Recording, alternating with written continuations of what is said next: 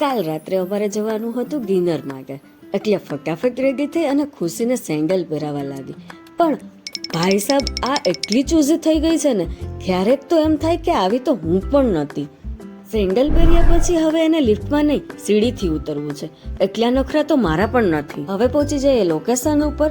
Actually આ dinner birthday બોયે sponsor કરેલું છે. ત્યાં વારમાં તો લાઇટ પણ વહી ગઈ અને થોડી વારમાં આવી પણ ગઈ. ખુશી તો એવી શરમાઈ છે ને કે જાણે કેમ પહેલી વાર મળતી હોય.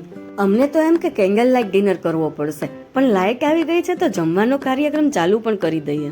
પંજાબી અને મંચુરિયન મગાવ્યા, પણ ખુશી તો ઢોસા સિવાય કઈ ખાય એવું લાગતું નથી. ઢોસા મગાવ્યા ને તો એ પણ એણે વેસ્ટ જ કર્યા.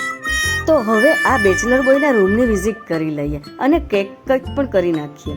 કેક જોઈને તો ખુશીએ સાવ પાર્ટી ચેન્જ કરી નાખી અને મને જ ધમકાવા લાગી. કાકાના રાજમાં તો બધું ચાલશે.